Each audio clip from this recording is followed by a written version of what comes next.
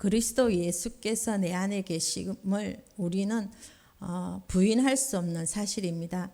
십자가에서 죽으신 주님을 우리가 알고 믿을 때에 우리는 그리스도와 함께 죽고 함께 사는 것입니다.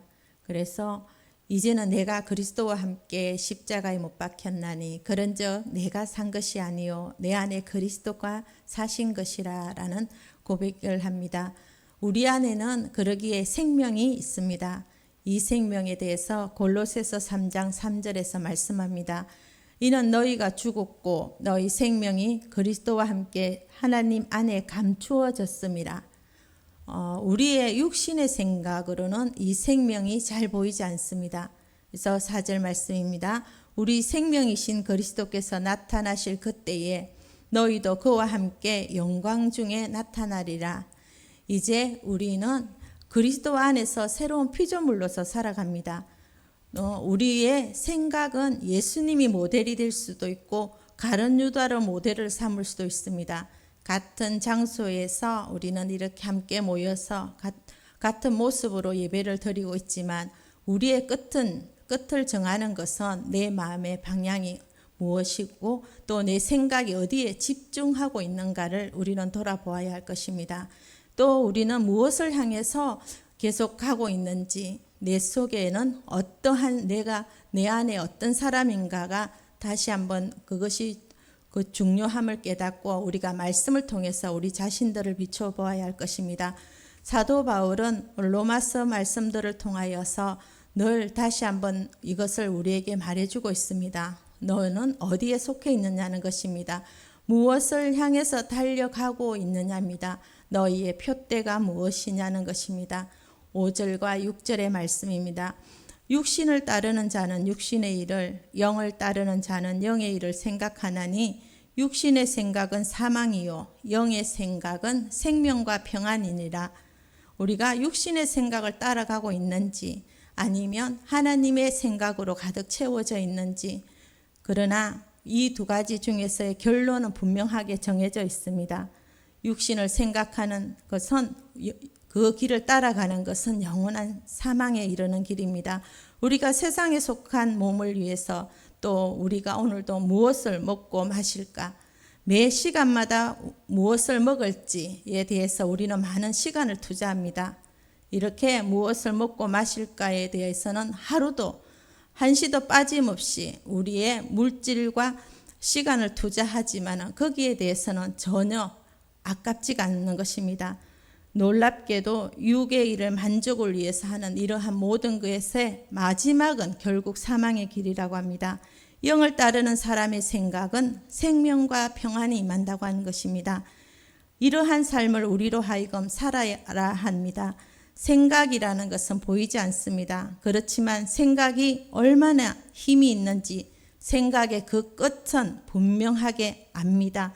그래서 때로는 아이들이 멍 때리고 있을 때 넌 도대체 무슨 생각을 하니? 라고 묻는 것입니다. 그 아이가 집중하고 있지만 아무도 그것이 보이지 않습니다. 그렇지만 육신의 생각을 그대로 살아간다면 우리는 놀랍게도 가룟 유다와 같은 삶을 보게 되면 그것을 알 수 있습니다. 예수님의 제자들은 가룟 유다가 예수님을 팔 것이라는 그런 생각을 도무지 하지 않았습니다. 마지막 저녁 만찬에도 아무도 가룟 유다가 예수님을 배반할 것이라는 것을 상상하지 못했습니다. 그러나 생각은 결론을 낳았습니다. 예수님을 언삼십에 팔게 됩니다. 그리하여서 지금까지 영원히 예수님을 판 사람으로 입에서 입으로 전해지고 있습니다. 요한복음 13장 2절입니다.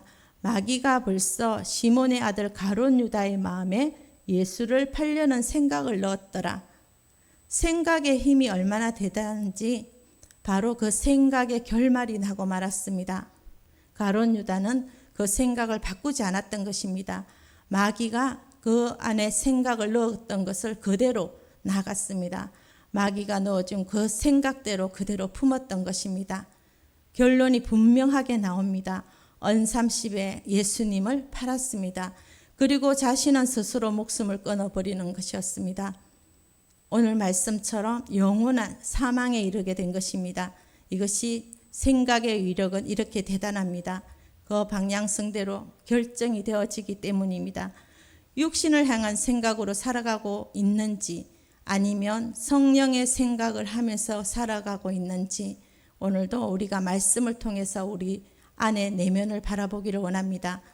그것에 따라서 우리의 마지막 결론이 분명하게 갈린다는 것입니다. 영의 생각이라고 할 때 성령의 생각이라고 하는 것입니다. 성령을 따르는 생각이 바로 우리의 영의 생각이고요. 성령을 따르는 삶. 그렇다면 그 성령의 결과는 결국에는 우리가 이 세상에서 살아가는 사랑하는 삶입니다.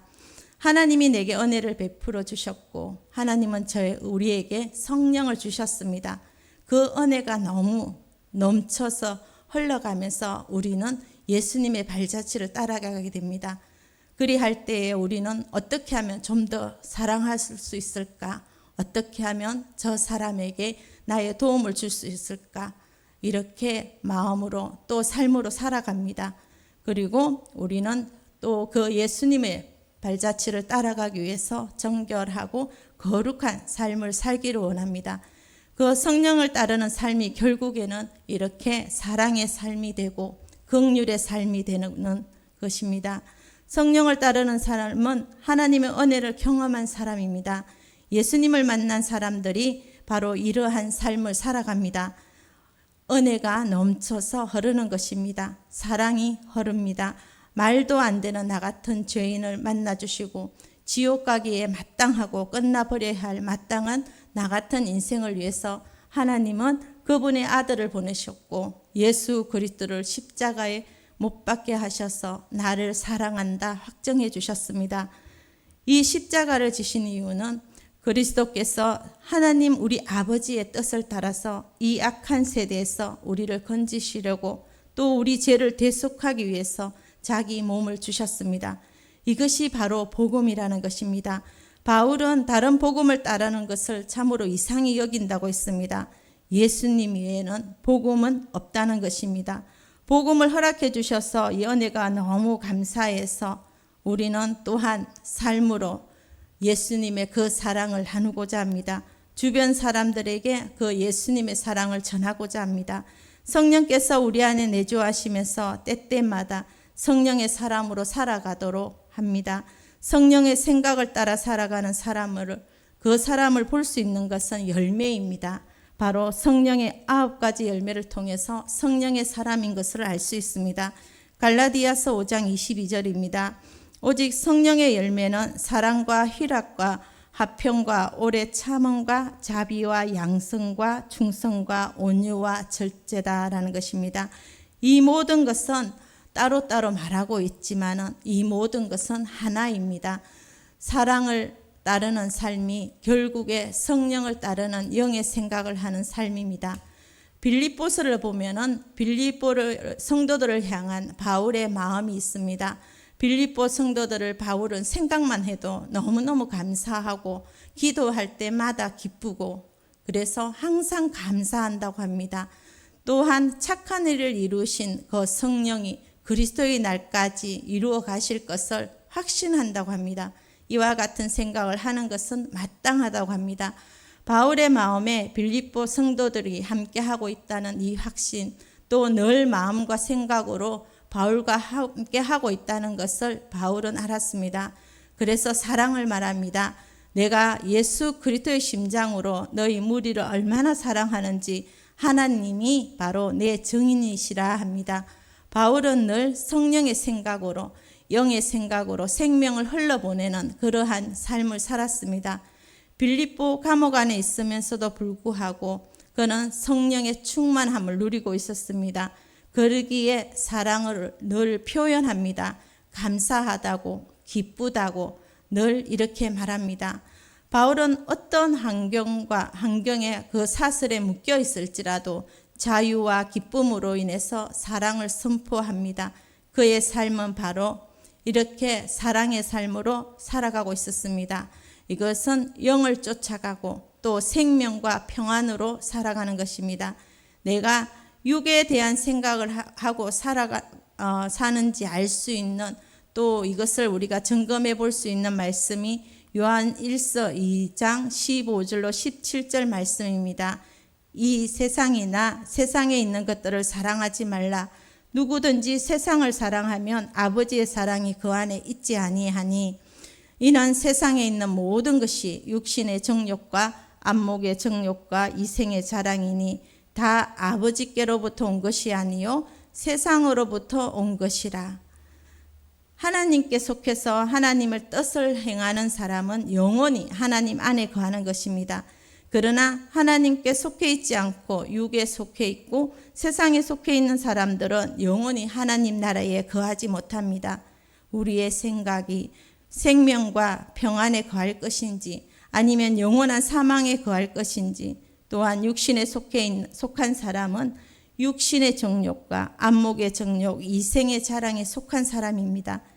예수님께서 말씀하시죠. 무엇을 먹을까, 무엇을 마실까, 무엇을 입을까, 이 모든 것을 향해서 살아가는 사람은 이 세상 사람들과 똑같이 살아가는 육신에 속하여 육의 생각만 하고 있는 사람들이라고 성경은 말하고 있습니다.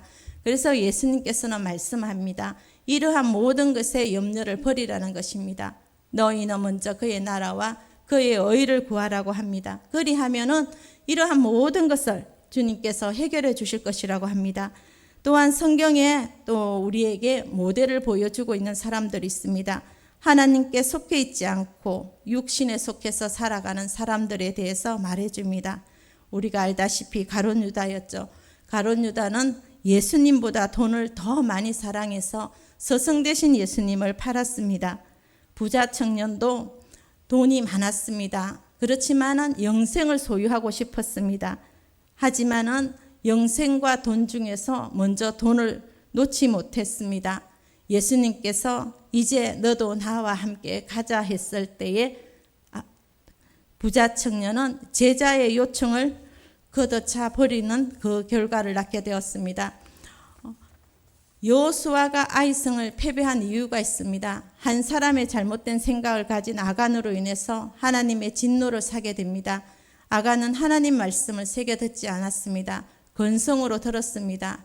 하나님께 바친 물건을 도둑질하여서 하나님과 여호수아 이스라엘의 많은 사람들을 속였습니다. 그러기에 보이지 않았습니다. 아무도 모를 줄 알고 옷 한 벌과 금덩이 하나를 숨겼습니다. 생각이 하나님의 말씀보다 앞섰습니다. 결국 그의 끝은 자신의 한 사람만이 죽는 것이 아니라 그의 온 가족이 멸망했습니다. 육신의 끝을 보여준 모델이었습니다. 사울은 아말렉 전쟁에서 승리했습니다. 전쟁을 하기 전에 하나님은 아말렉의 모든 그 소유를 진멸하라고 말씀을 했지만은 새겨 듣지 않았습니다. 자기의 생각대로 자신이 옳은 대로 기름진 것과 좋은 것을 남겼습니다. 하나님께서 하나님의 말씀을 건성으로 듣고 자기의 소견대로 좋을 대로 한 사울을 왕으로 세운 것을 후회하셨습니다. 이렇게 육신의 생각은 하나님으로부터 버림받는 결과를 낳습니다. 오늘 우리의 생각은 육신의 생각으로 채워졌는지, 오늘도 무엇을 먹고 마시고 입을까에 집중하여 있지는 않는지, 우리의 자신들을 말씀의 거울에 비추어 멸망의 길에서 생명의 길로 돌이키는 이 기회를 놓치는 일이 없어야 할 것입니다. 오늘 하루가 지나가면 이 한 번에 지나간 기회는 다시는 우리에게 돌아오지 않습니다. 우리는 오직 예수님이어야 합니다. 우리 육신의 생각은 사망임을 기억하여서 우리의 생각을 어디에 두고 살아야 하는가를 오늘도 매일 생명 되신 우리의 예수님을 묵상하고 주님이 내 안에 계심을 믿고 생명의 길에서 벗어나는 실수를 반복하는 일이 없어야 할 것입니다. 육신의 생각을 따라 가는 사람은 진리를 모르고 떠나갑니다. 성령의 생각을 품은 사람의 고백은 내가 만난 주님은 참 사랑이요 진리요 소망인 것을 매 시간마다 고백합니다. 우리는 예수님을 생각하고 예수님을 마음에 품고 살아가는 사람들입니다. 예수님을 생각하는 사람은 생명의 길에서 진리의 길에서 결코 벗어나지 않습니다. 우리가 반드시 기억해야 합니다. 육신을 향해 가는 생각은 사망이라는 사실을 오늘도 우리는 하나님이 기뻐하시는 일이 무엇인지를 분별하여 하나님이 우리를 향하신 뜻이 무엇인지를 기도하고 또 성령의 생각으로 생명 대신 우리 주님과 동행하기를 원합니다.